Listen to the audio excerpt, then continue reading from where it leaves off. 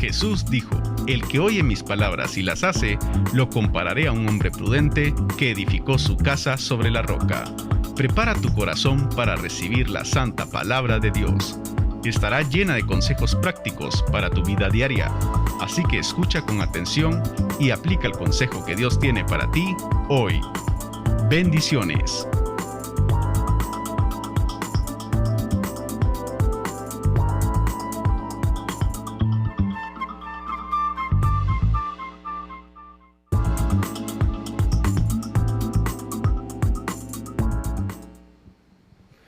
Buenos días, buenas tardes, amada iglesia, que el Señor le bendiga.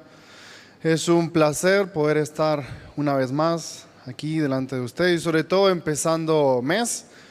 Empezamos el último mes del primer semestre, así que el Señor ha sido fiel hasta aquí, podemos confiar que el Señor seguirá siendo fiel. Amén.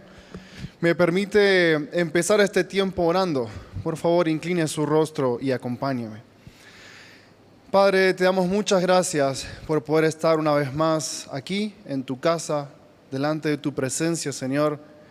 Y sobre todo ahora que estamos dispuestos, Señor, a abrir tu palabra, a escuchar lo que ella tiene para decirnos. Te alabamos, Señor, porque tú eres bueno y tu misericordia es para siempre. Y pedimos ahora, Señor, que abras nuestros oídos espirituales para que podamos, Señor, escuchar lo que tu palabra tiene para enseñarnos y podamos ponerlo por práctica. Gracias por poder reunirnos esta mañana, Señor, como iglesia y poder exaltar tu nombre, Señor. Habla ahora en nuestros corazones para que podamos entender lo que ella quiere enseñarnos y podamos así salir y enfrentar la vida, Señor, como tú nos enseñas. En el nombre de Jesús oramos. Amén y amén. Desde hace unas cuantas semanas circula en las redes sociales la noticia sobre la ejecución de cristianos en Nigeria. Esta noticia, que por supuesto no sale en todos los medios de comunicación masivos, aparecen cada tanto para sacudirnos y sacudir nuestra comodidad y darnos un golpe de realidad. Cuando recibí esta noticia me quedé un poco inquieto al leerla y empecé a investigar un poco más al respecto. Y encontré que hay una organización que se llama Puertas Abiertas, que precisamente lleva un registro sobre la persecución de los cristianos alrededor del mundo. Y encontré un reporte que salió a la luz a principios del año 2022 y durante el tiempo específico de agosto 2020 a septiembre 2021, este reporte registra que los cristianos mártires en Nigeria supera los 4.600 y es seguido por Pakistán con 620. Lo interesante de este registro es que clasifica a los países según el nivel de persecución y en los últimos, el listado, hace un listado de los 50 países donde la persecución es extrema o es alta. Y hay 11 países, según este registro, que viven con niveles extremos de persecución y 39 con niveles altos. Dentro de estos 50 países se incluyen a 360 millones de cristianos que viven en lugares con persecución extrema. Es decir, 1 de cada 7 cristianos alrededor del mundo es perseguido o está sufriendo persecución extrema. Si lo viéramos por regiones, 2 de cada 5 creyentes en Asia, 1 de cada 5 en África y 1 de cada 15 en América Latina sufre persecución alta o extrema. El reporte también destaca que los países con mayoría cristiana ocupan los lugares o los últimos lugares en realidad de persecución. Y esto pues no es para nada sorprendente, porque en los países donde hay mayoría de cristianos, la religión es aceptada y no es perseguida.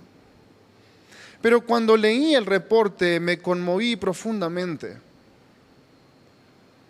Primero agradecí al Señor por el privilegio de vivir en un país como Guatemala. donde puedo decir abiertamente que soy cristiano y mi vida no corre peligro, donde puedo salir el domingo bien vestido de mi casa y andar con la Biblia bajo el brazo sin que eso signifique que me persigan o que me acusen. Así que agradecí al Señor por poder tener esta libertad que hoy disfrutamos. Pero fue inevitable pensar o preguntarme qué pasaría si yo tuviera que pasar por esta situación. ¿Qué haría yo si un día me enfrentara a la decisión de tener que negar mi fe o estar dispuesto a perder mi vida? Mi mente quedó divagando en esa pregunta por varios días. Es que tristemente el vivir en un país con tantos privilegios, podemos perder de vista, volvernos insensibles a lo que realmente significa ser un discípulo de Jesús.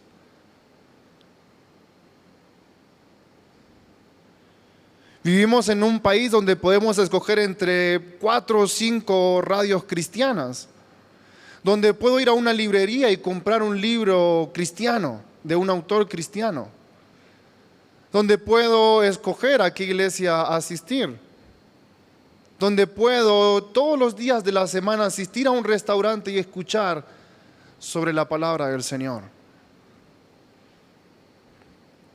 Eso de alguna manera nos vuelve insensibles sobre la realidad del mundo que nos rodea. Así que me pregunté, ¿qué significa ser un discípulo de Jesús? Posiblemente la definición más común sería alguien que cree en Jesús. O alguien que pudiera responder algo un poco más profundo, podría decir alguien que sigue el ejemplo de Jesús, lo cual me parece una excelente definición. Pero si tuviéramos que describirlo de una forma práctica y concreta, ¿cómo lo haríamos? ¿Cómo definiríamos lo que significa ser un discípulo de Jesús? Todos hemos dicho estas palabras: creo en Jesús como Señor y Salvador. Pero la pregunta menos obvia quizás sea, ¿qué significa aceptar a Jesús como Señor y Salvador? Y esta pregunta es clave, porque si le preguntamos a alguien de la calle si cree en Jesús, posiblemente su respuesta sea sí, sin que eso signifique que él es un discípulo de Jesús. En el Evangelio de Juan, casi al final del Evangelio, encontramos estas palabras. Acompáñenme a Juan capítulo 20.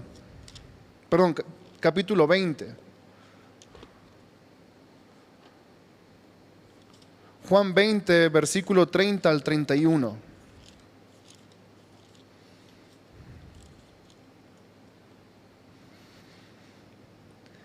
Dice el apóstol Juan: los discípulos vieron a Jesús hacer muchas otras señales milagrosas, además de las registradas en este libro.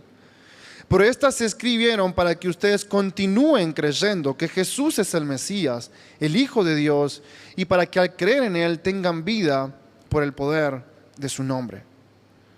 Juan deja muy claro la intención al escribir el Evangelio: que ustedes continúen creyendo al leer estas señales que el Señor ha hecho, para que al creer en Jesús, que Él es el Mesías, el Hijo de Dios, y para que al creer en Él tengamos vida por el poder de su nombre.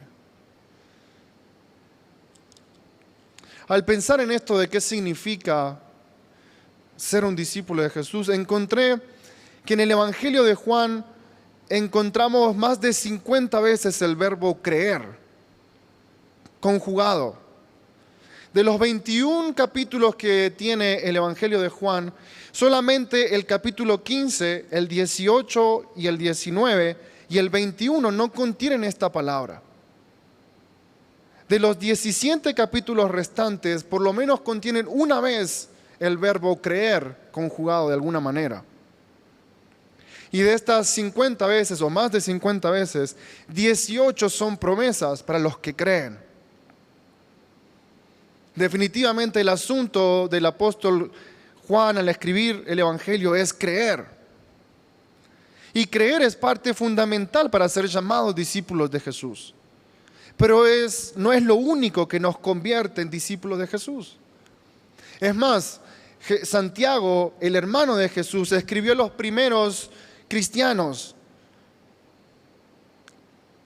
Busque conmigo Santiago 2:19. Santiago 2:19, cuando el hermano de Jesús, Santiago, le escribe a los primeros cristianos acerca de la importancia de las buenas obras, no como fuente o seguridad de salvación, sino como un testimonio de nuestra fe en Jesús. Santiago dice: ¿tú dices tener fe porque crees que hay un solo Dios? Bien hecho. Aún los demonios lo creen y tiemblan atemorizados. Creer en Jesús no es suficiente para poder ser discípulos de Jesús. Lo que creemos de Jesús debe tener una incidencia visible en nuestra vida para que podamos decir que somos discípulos de Jesús. En el Evangelio de Juan encontramos al autor usando una variedad de técnicas para comunicar a los lectores la naturaleza de Jesús. Y estas técnicas incluyen las 7 declaraciones "yo soy" de Jesús. Estas declaraciones en las que Jesús se refiere a sí mismo como la luz del mundo, la resurrección y la vida, el camino, la verdad y la vida. Y quiero invitarle esta mañana a que veamos 3 de estas 7 declaraciones y meditemos en las implicaciones que estas declaraciones tienen para nosotros como discípulos de Jesús. Estas 7 declaraciones nos desafían a creer y nos proveen un sólido fundamento para poner en acción lo que creemos de Jesús. Lo primero que me gustaría animarle esta mañana es a pensar que ser discípulo de Jesús significa que permanecemos creciendo. Busque conmigo Juan capítulo 6.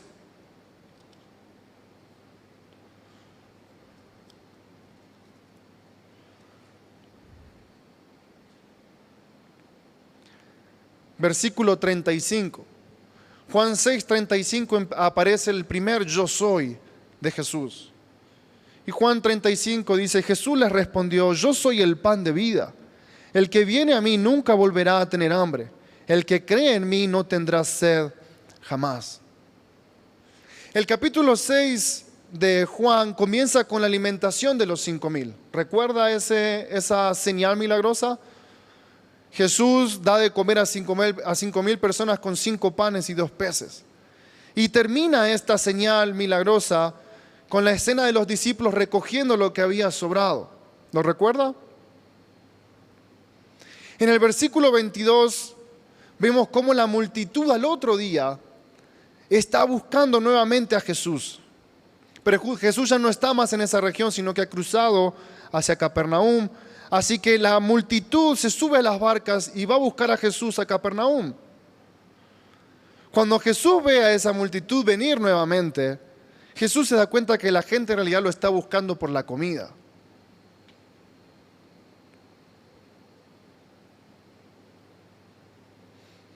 No tanto porque habían entendido la señal milagrosa, y Jesús se los dice. Y la gente, sin entender, le reclama a Jesús que les muestre una señal milagrosa.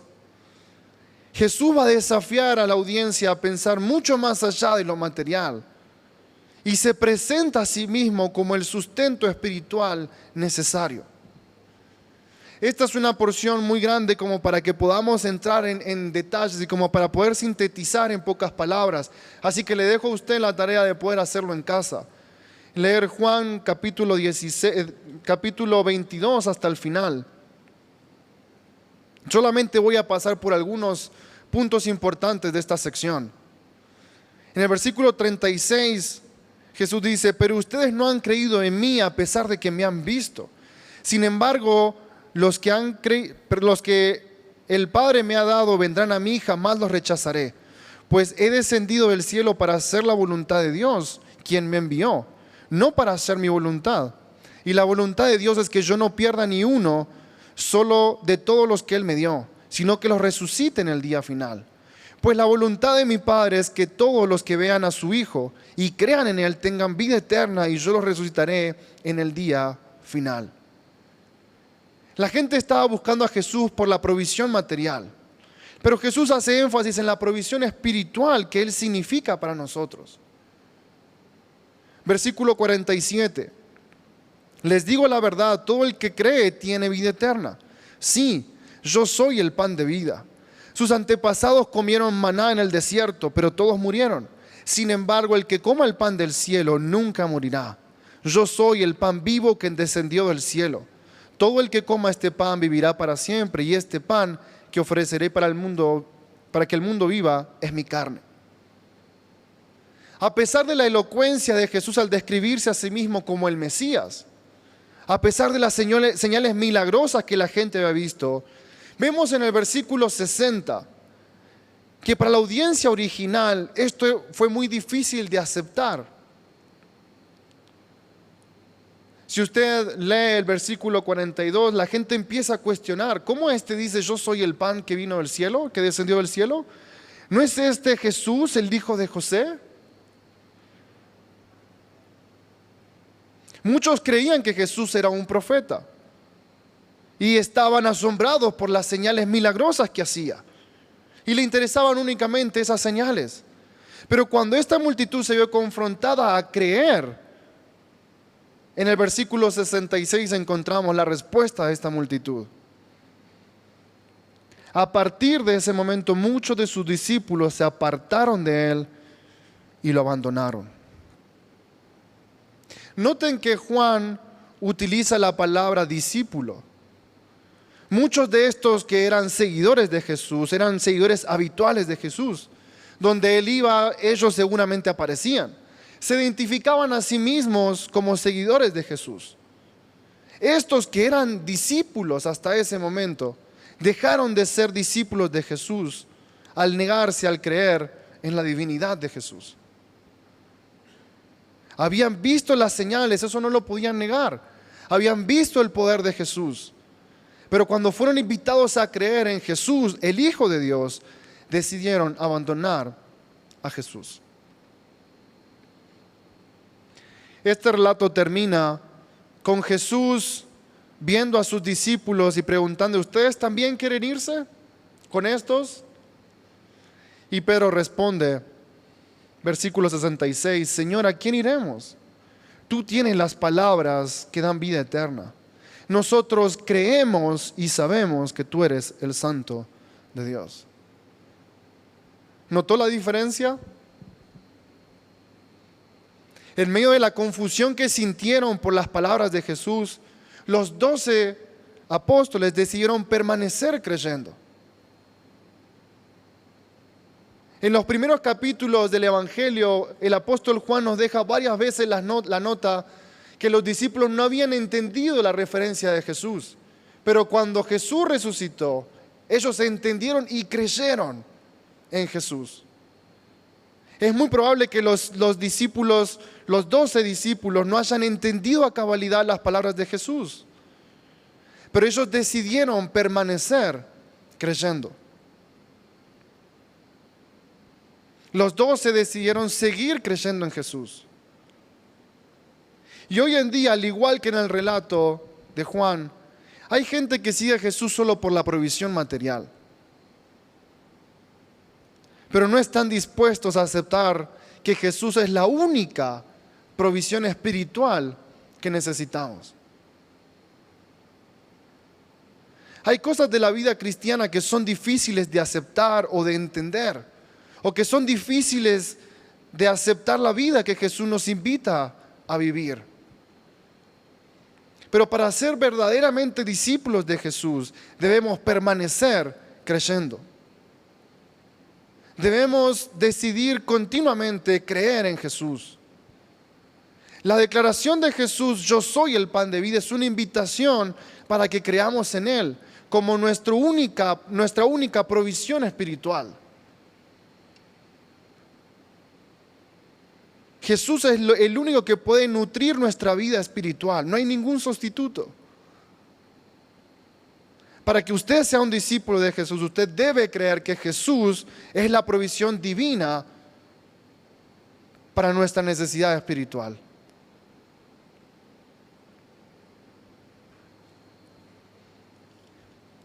Segundo, ser discípulo de Jesús significa permanecer fieles en las enseñanzas de Jesús. Un par de capítulos más adelante, Juan 8, versículo 12, aparece la segunda declaración de Jesús en este formato de yo soy. Busque conmigo Juan 8, versículo 12.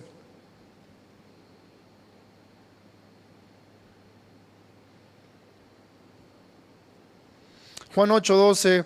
Jesús habló una vez más al pueblo y dijo, yo soy la luz del mundo. Si ustedes me siguen, no tendrán que andar en la oscuridad porque tendrán la luz que lleva a la vida. Si usted sigue leyendo esta porción del versículo 13 al 23, notará que nuevamente la declaración de Jesús no fue bien recibida por los fariseos y los religiosos, los líderes religiosos de la época. Ellos continúan cuestionando la autoridad de Jesús al hacer estas declaraciones. Y lo van a seguir haciendo a lo largo de todo su ministerio. Juan enfatiza mucho el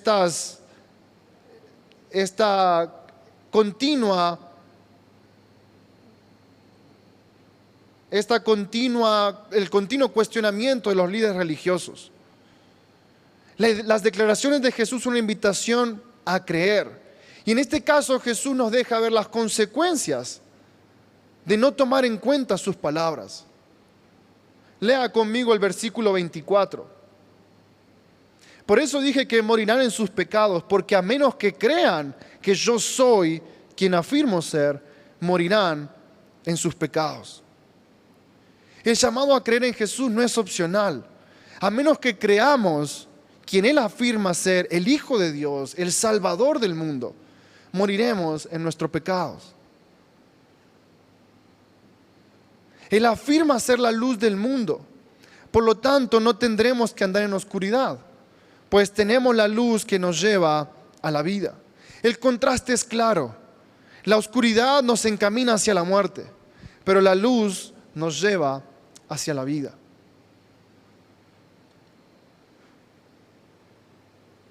Note conmigo en el versículo 30 la reacción de aquellos que escucharon a Jesús. Esta declaración de yo soy la luz del mundo. Versículo 30, entonces muchos de los que oyeron sus palabras creyeron en Él. Y muchos diríamos, aleluya, gloria a Dios, terminamos el culto porque creyeron. Pero note cómo sigue el versículo 31. Jesús le dijo a la gente que creyó en Él, ustedes son verdaderamente mis discípulos y se mantienen fieles a mis enseñanzas y conocerán la verdad y la verdad los hará libres. Si quieren ser mis discípulos, no basta solamente con creer en mí. Deben permanecer fieles a mis palabras. Eso es lo que Jesús está diciendo. Jesús acaba de decir, yo soy la luz del mundo. La luz no es inherente en nosotros porque nosotros no somos la luz. Necesitamos la luz de Cristo. Por lo tanto, debemos permanecer en la luz. Por eso Jesús hace este llamado a la audiencia. Ustedes son mis discípulos si se mantienen fieles a mis enseñanzas. La luz de Cristo nos alumbra en nuestra oscuridad y podemos conocer en verdad lo que somos. Los fariseos se ofendieron cuando Jesús insinuó que ellos necesitaban ser libres. De forma torpe ellos afirmaron que no eran esclavos de nadie. Esto era totalmente falso porque estaban bajo el dominio romano. Aunque ellos se sentían bastante cómodos porque no se sentían esclavos. Pero entonces Jesús vuelve a desafiar la mente de su audiencia a pensar en lo espiritual. Jesús dice, el pecado nos esclaviza. Y solo cuando conocemos la verdad de Jesús, cuando conocemos y permanecemos fieles a sus enseñanzas, es que podemos ser libres del pecado. Antes de conocer la luz de Cristo vivíamos cómodos en nuestra oscuridad. Pero al ser alumbrados por la luz de Cristo, conocimos en verdad cómo éramos. Que estábamos muertos en nuestros delitos y pecados. Y entonces su verdad es la que nos hace verdaderamente libres. Pensemos esto de manera un poco más práctica. No somos verdaderamente discípulos de Jesús cuando no sabemos versículos de memoria, cuando cantamos coritos. Tampoco demostramos que somos discípulos de Jesús cuando venimos a la iglesia, sino cuando permanecemos en sus palabras. Permanecer en las enseñanzas de Jesús involucra mucho más allá del tiempo que estamos en la iglesia. Ser discípulo de Jesús significa que debo permanecer en sus palabras aun cuando estoy fuera del templo. Esto involucra mi vida. Durante toda mi semana, en cada actitud, en cada negocio, en cada lugar donde me encuentro, demuestro que soy discípulo de Jesús cuando permanezco fiel a sus enseñanzas. Cada día es una oportunidad para demostrar que soy realmente un discípulo de Jesús. Según lo que hemos estado estudiando, el resultado de permanecer fiel a las enseñanzas de Jesús es que conocemos la verdad. Se mantienen firmes, fieles a mis enseñanzas y conocerán la verdad y la verdad los hará libre. La verdad que su palabra nos enseña es que ya no somos más esclavos del pecado. Y esta es una verdad que debemos aplicar continuamente en nuestra vida, una y otra vez. Para vivir en la libertad que Cristo nos ha dado, debemos permanecer fieles a las enseñanzas de Jesús. Debemos permanecer fieles a la libertad que Él nos ofrece. No es una libertad para que hagamos lo que querramos. Es una libertad para que vivamos sin pecado. Por eso ser discípulo de Jesús requiere que permanezcamos fieles a sus mandamientos. Por último, ser discípulo de Jesús significa que permanecemos dando fruto. Acompáñenme a Juan 15, versículo 1.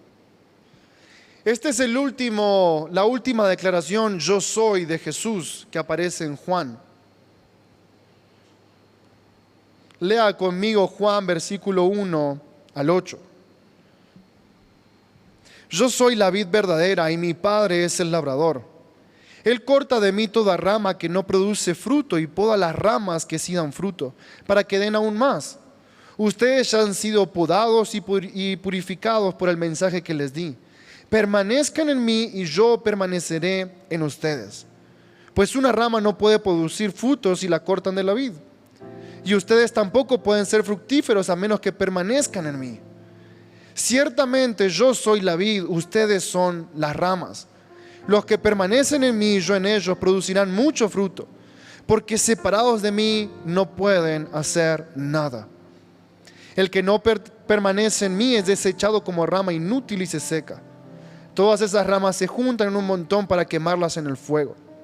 Si ustedes permanecen en mí, mis palabras permanecen en ustedes, pueden pedir lo que quieran y les será concedido.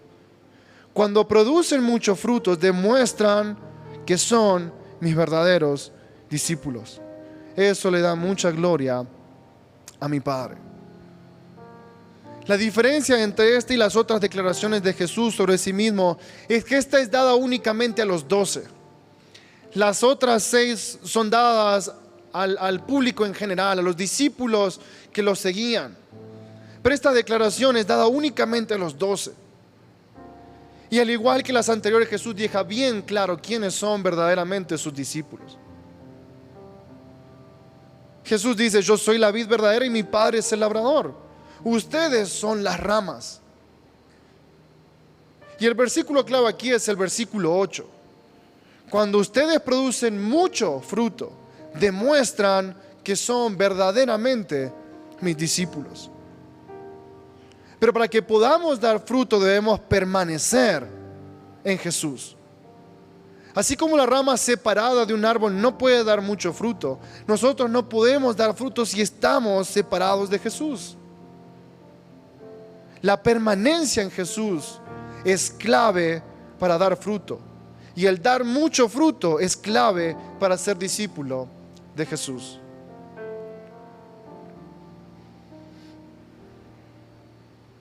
La rama que permanece firme a la vid, esta es la que produce fruto. Pero no es mérito de la rama el dar fruto, sino el mérito es permanecer firme a la vid.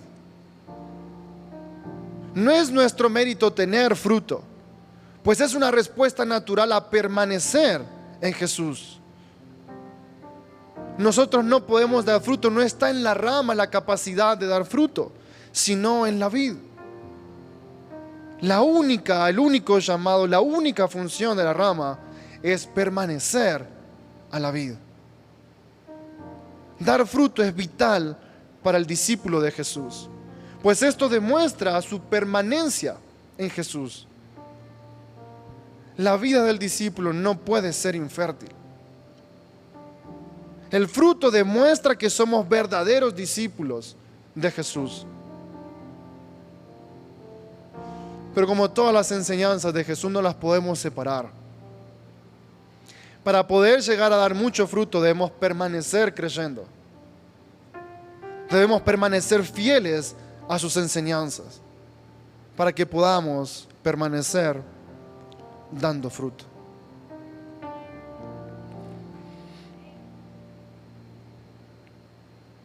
Hoy en día pareciera que es más valioso identificarnos como creyentes que como discípulos. Al igual que en el Evangelio de Juan, muchas de nuestras iglesias están llenas de creyentes, pero vacías de discípulos. Creyentes que a la primera dificultad abandonan a Jesús. Porque ser creyente no basta para ser discípulo de Jesús.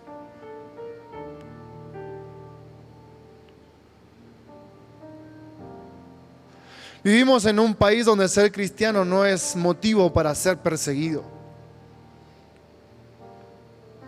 Vivimos en un contexto donde ser cristiano es común. Por lo tanto, el llamado no es a ser creyente, sino a ser discípulo.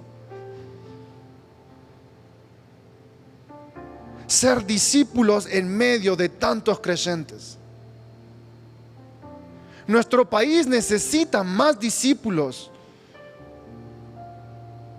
de Jesús. Necesita más discípulos dispuestos a mantenerse fieles a las enseñanzas de Jesús. Discípulos dispuestos a dejar la comodidad de la vida cristiana común que la sociedad aprueba y dispuestos a vivir la vida que Jesús nos ha llamado a vivir. Guatemala necesita discípulos de Jesús en el tráfico. Guatemala necesita discípulos de Jesús en las escuelas, en las universidades, en las dependencias del gobierno, en las empresas. El mundo necesita discípulos de Jesús dispuestos a permanecer fieles a las enseñanzas de Jesús. Si permanecemos en Jesús, Él se encargará de los frutos. La vida del discípulo es evidente por el fruto que lleva. Si no estamos llevando fruto, no estamos siendo discípulos de Jesús. Sin Él no podemos hacer nada. Debemos permanecer fieles a la vid. La vida de un discípulo irremediablemente tendrá frutos. Mi amado hermano, que nuestra meta no sea ser creyente, sino ser un discípulo. Si este mensaje fue de bendición para tu vida y quieres saber más del contenido de esta y otras actividades, puedes visitar nuestra página web www.masquevencedores.org.gt o bien puedes seguirnos en cualquiera de nuestras redes sociales. Gracias por sintonizarnos.